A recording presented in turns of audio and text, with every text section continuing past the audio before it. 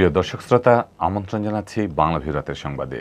সংবাদ আয়োজন নিয়ে বার্তা কক্ষে রয়েছি আমি সত্যজিৎ সিংহ। বিস্তারিত সংবাদের শুরুতেই জানিয়ে দিচ্ছি লতিফ ট্রাভেলস সংবাদ শিরোনাম।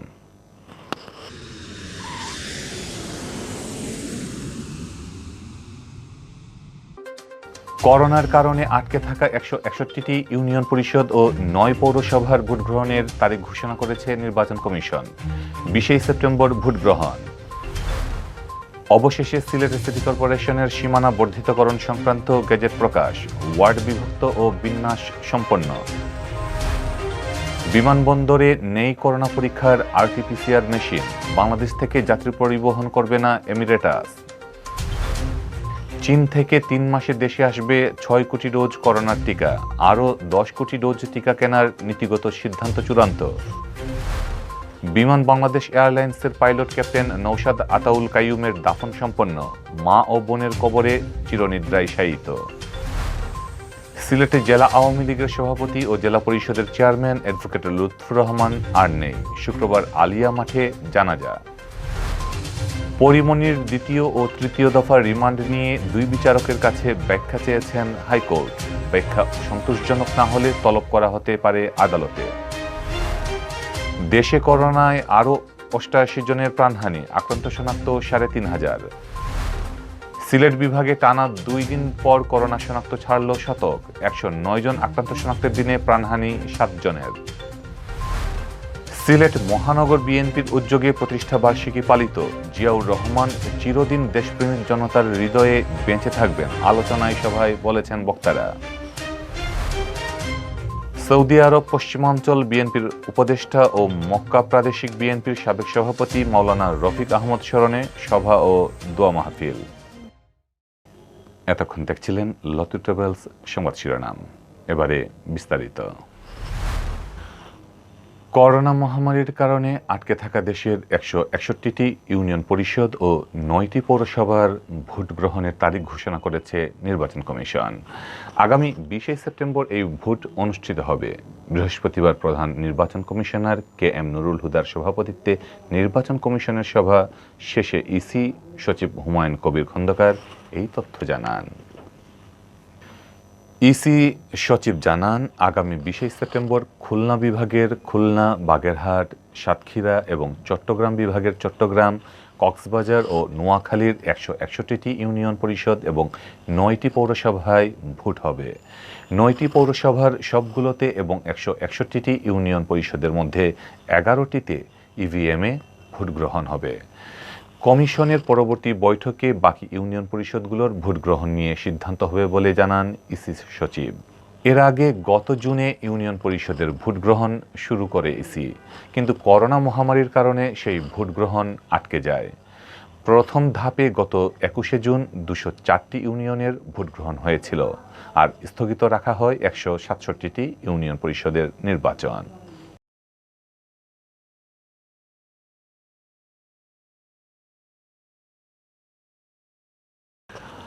অবশেষে সিলেট সিটি কর্পোরেশনের সীমানা বর্ধিতকরণ সংক্রান্ত গেজেট প্রকাশিত হয়েছে। স্থানীয় সরকার, পল্লী উন্নয়ন ও সমবায় মন্ত্রণালয়ের স্থানীয় সরকার বিভাগের উপসচিব নুমেরি জামান স্বাক্ষরিত গেজেটটি মঙ্গলবার প্রকাশিত হয়। এর আগে সিসিকের বর্ধিত এলাকাকে ওয়ার্ডে বিভক্তকরণ ও বিন্যাস সম্পন্ন করে তা আইন মন্ত্রণালয়ে পাঠায় সিলেটে সফর করে যাওয়া বিশেষ টিম। মন্ত্রণালয়ের পাশের পর তা গেজেট আকারে প্রকাশের বিষয়টি চূড়ান্ত হয়। চলতি বছরের 26 জুলাই সিসিকের বর্ধিতকরণ প্রস্তাব প্রশাসনিক পুনর্বিন্যাস সংক্রান্ত জাতীয় বাস্তবায়ন কমিটির বৈঠকে অনুমোদিত হওয়ার পর অনেকটা নিশ্চিত হয়ে যায় বর্ধিতকরণের বিষয়টি। বাকি ছিল কেবল বর্ধিত এলাকার বিভক্তিকরণ ও ওয়ার্ড বিন্যাস। সিসিক সূত্র জানায়, গত সপ্তাহে কঠোর গোপনীয়তার সাথে সেই বিষয়টি সম্পন্ন করা হয়। এর লক্ষ্যে LGRD মন্ত্রণালয়ের স্থানীয় সরকার বিভাগের একটি টিম সিলেটে সফর করে। ওয়ার্ডের সীমানা নির্ধারণ সংক্রান্ত বিষয়টি জটিল হওয়ায় স্থানীয় দপ্তরকে সাথে নিয়ে অত্যন্ত গোপনীয়তার সাথে তা পর্যবেক্ষণ করে যায় মন্ত্রণালয় থেকে আগত টিম। পরে তারা ওয়ার্ডে বিন্যাস করে পরে তা গেজেট আকারে প্রকাশের জন্য আইন মন্ত্রণালয়ে পাঠান। জানা গেছে সিসিকের বর্তমান আয়তন ২৬.৫০ বর্গ কিলোমিটার। সীমানা সম্প্রসারণের জন্য প্রস্তাবিত এলাকার আয়তন ৩৩ বর্গ কিলোমিটার। সম্প্রসারণের পর সিলেট সিটি কর্পোরেশনের মোট আয়তন হয়েছে ৫৯.৫০ বর্গ কিলোমিটার। এতে সিসিকের সাথে সিলেট সদর ও দক্ষিণ সুরমার ৭টি ইউনিয়নের ২৮টি মৌজা অন্তর্ভুক্ত হয়েছে। মধ্যপ্রাচ্যের দেশ সংযুক্ত আরব আমিরাতের বিমান পরিবহন সংস্থা এমিরেটস বলেছে, বাংলাদেশ, নাইজেরিয়া, ভিয়েতনাম, জাম্বিয়া এবং ইন্দোনেশিয়া থেকে বর্তমানে শেষ গন্তব্য হিসেবে দুবাইগামী যাত্রীদের পরিবহন করা সম্ভব নয়। এসব দেশের বিমানবন্দরে করোনা ভাইরাসের আরটিপিসিআর পরীক্ষার সুবিধা না থাকায় এই সিদ্ধান্ত নেওয়া হয়েছে বলে জানিয়েছে এমিরেটস। আমিরাতের ইংরেজি দৈনিক খালিজ টাইমসের এক প্রতিবেদনে বলা হয়েছে, ওই 5 দেশের সব বাসিন্দাই দুবাই ভ্রমণের অনুমতি পাবেন যদি তারা কোভিড-19 পরীক্ষার প্রয়োজনীয় সব শর্ত পূরণ করতে পারেন। ভ্রমণ নিষেধাজ্ঞার কবলে পড়া দেশগুলো থেকে যাত্রীদের দুবাইয়ের উদ্দেশ্যে যাত্রা শুরুর 6 ঘন্টার আগে আরটিপিসিআর পরীক্ষা করার শর্ত রয়েছে, কিন্তু বাংলাদেশ সহ ওই 5 দেশের বিমানবন্দরে আরটিপিসিআর পরীক্ষা সুবিধা না থাকায় যাত্রীদের দুবাইয়ে পরিবহন না করার সিদ্ধান্ত নিয়েছে এমিরেটস। স্মার্ট ট্রাভেলসের অপারেশনস ম্যানেজার মালিক বেদেকার খালিজ টাইমসকে বলেছেন, বাংলাদেশ থেকে দুবাই ভ্রমণের প্রচুর চাহিদা রয়েছে। তিনি বলেন, তবে দক্ষিণ এশিয়ার দেশগুলোর ভ্রমণকারী এবং পর্যটক ভিসাধারীদের জন্য আমিরাতের স্ট্যান্ডার্ড অপারেটিং প্রক্রিয়া পরিষ্কার নয়। এয়ারলাইন্স কোম্পানিগুলো এই নিয়ম স্পষ্ট করলে বিমানের ভাড়া আবারও বাড়তে পারে বলে মন্তব্য করেছেন তিনি। এদিকে এমিরেটস এয়ারলাইন্সের বরাত দিয়ে গালফ নিউজের এক প্রতিবেদনে বলা হয়েছে, সব ট্রানজিট যাত্রীকে তাদের শেষ গন্তব্য দুবাইয়ের জন্য প্রয়োজনীয় কিছু শর্ত পূরণ করতে হবে। ট্রানজিট যাত্রীদের দেশ ছাড়ার ৭২ ঘন্টা আগে অবশ্যই করোনার আরটিপিসিআর পরীক্ষার নেগেটিভ সনদ প্রদর্শন করতে হবে। যেসব দেশের যাত্রীদের এই সনদ দেখাতে হবে সেসব দেশ হলো বাংলাদেশ, ভারত, নাইজেরিয়া, পাকিস্তান, শ্রীলঙ্কা, দক্ষিণ আফ্রিকা, উগান্ডা, ভিয়েতনাম, জাম্বিয়া এবং ইন্দোনেশিয়া। চীন থেকে 3 মাসে দেশে 6 কোটি টিকা আসবে বলে জানিয়েছেন স্বাস্থ্যমন্ত্রী জাহিদ মালেক। বৃহস্পতিবার সচিবালয়ে স্বাস্থ্য মন্ত্রণালয়ের সম্মেলন কক্ষে এক সভা শেষে সাংবাদিকদের প্রশ্নের জবাবে তিনি একথা বলেন। মন্ত্রী বলেন, প্রধানমন্ত্রীর নির্দেশনায় আমরা চায়নায় 7.5 কোটি টিকা অর্ডার দিয়েছি। প্রথমে অর্ডার দেওয়া হয় 1.5 কোটি টিকার। কিছুদিন আগেই আমরা 6 কোটি টিকা অর্ডার দিয়েছি। প্রতি মাসে 2 কোটি করে আগামী 3 মাসে এই 6 কোটি টিকা চলে আসবে। তিনি বলেন, বিশ্ব স্বাস্থ্য সংস্থা থেকে 10.5 কোটি টিকার একটা প্রস্তাব আমাদের কাছে এসেছিল। প্রধানমন্ত্রীর সঙ্গে আলাপ আলোচনা করে এবং ওনার অনুমতি সাপেক্ষে এই টিকা ক্রয়ের নীতিগত সিদ্ধান্ত নেওয়া হয়েছে। অর্থাৎ 16.5 কোটি টিকা আমরা ক্রয় করার সিদ্ধান্ত নিয়েছি। টিকাগুলো আগামী সেপ্টেম্বর-জানুয়ারির মধ্যে বাংলাদেশের চলে আসবে বলেও জানান তিনি। মন্ত্রী বলেন, WHO থেকে 6 কোটি 80 লাখ টিকা আমরা বিনামূল্যে পাই, সেটা চলমান থাকবে। গতকাল আমরা ফাইজারের 10 লাখ টিকা পেয়েছি, এটা এভাবে চলমান থাকবে।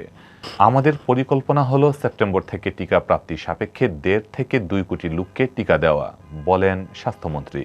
টিকা দেওয়ার ক্ষেত্রে বয়স্কদের অগ্রাধিকার দেওয়া হবে বলেও জানান তিনি। মন্ত্রী বলেন, সেই সঙ্গে শিক্ষক ও শিক্ষার্থীদের অগ্রাধিকার দেওয়া হবে।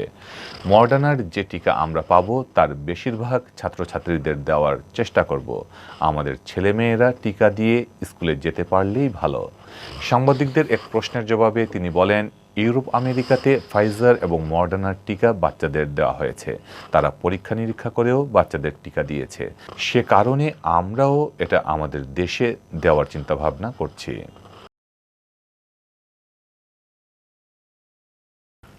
বিমান বাংলাদেশ এয়ারলাইন্সের পাইলট ক্যাপ্টেন নৌশাদ আতাউল কাইয়ুমের মরদেহ বনানী কবরস্থানে মা নাসিমুসুবা মুকুল ও বোন রাবেয়া খাতুন মিমুর কবরে দাফন করা হয়েছে। বৃহস্পতিবার বিকেল 3টা 15 মিনিটে তার মরদেহ দাফন করা হয়। পারিবারিক সূত্র জানায় 1 বছর বয়সে 1980 সালে মারা যান তার বোন রাবেয়া। ওই বোনের কবরে 2012 সালে তার মাকে সমাহিত করা হয়, আর আজ তাদের কবরে নওশাদকেও সমাহিত করা হলো। নওশাদের বাবার বন্ধু ক্যাপ্টেন আব্দুল মাজিদ জানান, বৃহস্পতিবার বিকেল 3টায় বনানী কবরস্থানে তার দ্বিতীয় জানাজা হয়েছে। জানাজা শেষে তার মায়ের কবরে সমাহিত করা হয়। পূর্ব ঘোষণা অনুযায়ী বৃহস্পতিবার দুপুর 2টায় রাজধানীর কুর্মিটোলায় বিমান বাংলাদেশ এয়ারলাইন্সের সদর দপ্তর এলাকায় তার জানাজা পড়ানো হয়। এর আগে বৃহস্পতিবার সকাল 9:10 বিমান বাংলাদেশ এয়ারলাইন্সের BG026 ফ্লাইটে ক্যাপ্টেন নওশাদ আতাউল কাইয়ুমের মরদেহ ঢাকার হজরত শাহজালাল আন্তর্জাতিক বিমানবন্দরে এসে পৌঁছায়। নওশাদের মরদেহ বহনকারী ফ্লাইটটি রানওয়েতে অবতরণের আগে সেখানে উপস্থিত ছিলেন সহকর্মী পাইলটরা। প্রয়াত সহকর্মীর মরদেহ ফ্লাইটের থেকে নিজেরাই নামিয়ে আনেন তারা। গত 30 আগস্ট দুপুরে ভারতের নাগপুরে মারা যান ক্যাপ্টেন নওশাদ। পরে তার মরদেহ নাগপুরের কিংসওয়ে হাসপাতালের মর্চুয়ারিতে ছিল। সিলেটের জেলা আওয়ামী লীগের সভাপতি, সিলেটের জেলা পরিষদের চেয়ারম্যান ও সাবেক গণপরিষদ সদস্য অ্যাডভোকেট লুৎফুর রহমান আর নেই। বৃহস্পতিবার বিকেল 4:10 তিনি নগরীর একটি বেসরকারি হাসপাতালে শেষ নিঃশ্বাস ত্যাগ করেছেন। ইন্না লিল্লাহি ওয়া ইন্না ইলাইহি রাজিউন। শুক্রবার বেলা 2:30টায় সিলেটের নগরীর আলিয়া মাদ্রাসা মাঠে তার জানাজা অনুষ্ঠিত হবে। সিলেট জেলা আওয়ামী লীগের সিনিয়র সহসভাপতি শফিকুর রহমান চৌধুরী জানান, বর্ষিয়ান রাজনীতিবিদ লুৎফুর রহমান 2 দিন আগে হঠাৎ হৃদরোগে আক্রান্ত হয়ে পড়লে তাঁকে মাউন্ট এডোরা হাসপাতালে ভর্তি করা হয়। সেখানে তাঁর চিকিৎসা চলছিল। বৃহস্পতিবার তাঁকে উন্নত চিকিৎসার জন্য ঢাকায় নেওয়ার পরিকল্পনা ছিল, কিন্তু বুধবার সন্ধ্যার পর থেকে শারীরিক অবস্থার অবনতি হলে লাইফ সাপোর্টে রাখা হয় তাকে। আর বৃহস্পতিবার বিকেল 4:10 দিকে তিনি ইন্তেকাল করেন। অ্যাডভোকেট লুৎফুর রহমানের গ্রামের বাড়ি সিলেটের ওসমানীনগর উপজেলার বড় হাজিপুর গ্রামে। সিলেট নগরীর আম্বরখানা বড়বাজারে তিনি পরিবার নিয়ে থাকেন। মৃত্যুকালের তার বয়স হয়েছে 82 বছর। তিনি 2 ছেলে, 1 মেয়ে ও আত্মীয় স্বজন সহ অসংখ্য গুণগ্রাহী রেখে গেছেন।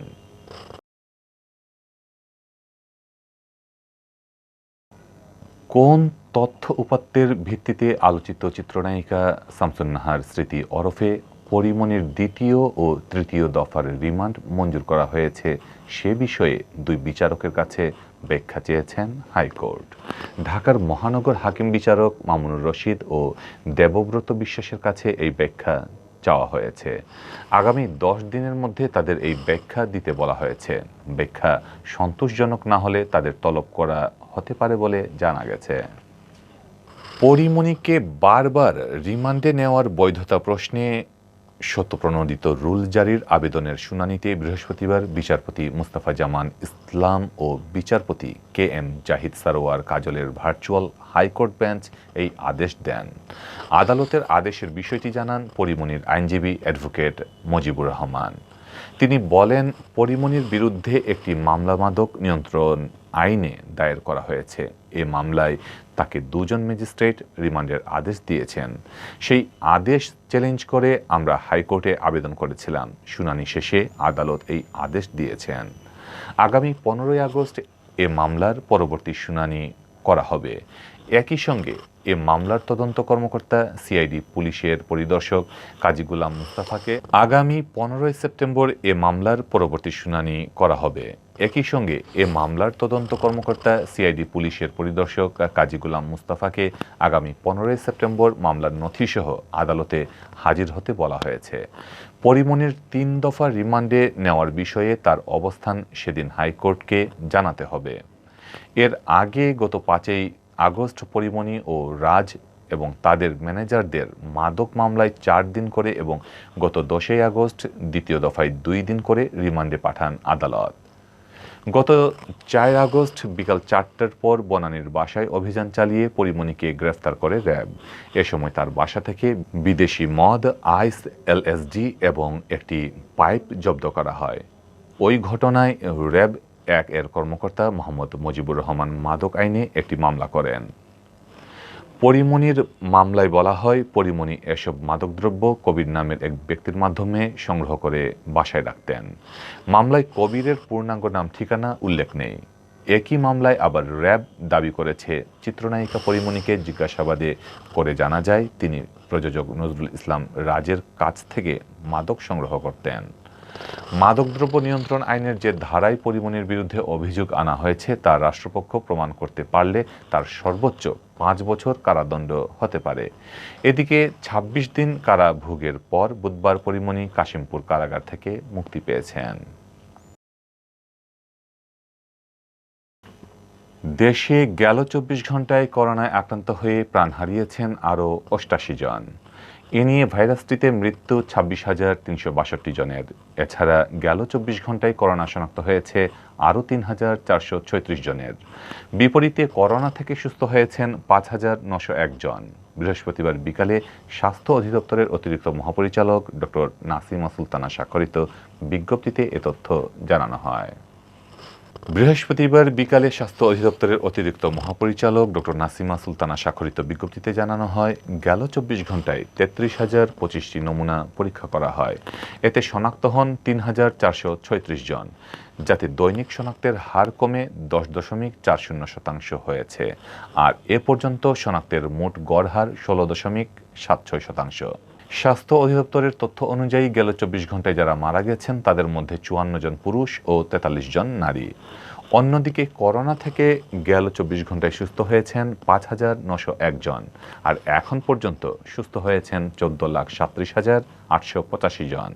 2020 সালের 8ই মার্চ দেশে প্রথম করোনা রোগী শনাক্ত হয়। এর 10 দিন পর 18ই মার্চ প্রথম মৃত্যুর খবর আসে। কয়েক মাস সংক্রমণ ও মৃত্যুর হার ঊর্ধ্বগতিতে থাকার পর অনেকটা নিয়ন্ত্রণে চলে আসে। চলতি বছরের শুরুতে করোনা ভাইরাসের প্রকোপ অনেকটা নিয়ন্ত্রণে ছিল, তখন শনাক্তের হারও 5%-এর নিচে নেমেছিল। তবে গত মার্চ মাস থেকে মৃত্যু ও শনাক্ত আবার বাড়তে থাকে। জুলাই মাস জুড়ে পরিস্থিতি বেশি মারাত্মক পর্যায়ে থাকলেও গত কয়েকদিন ধরে পর্যায়ক্রমে কমেছে মৃত্যু ও শনাক্তের সংখ্যা।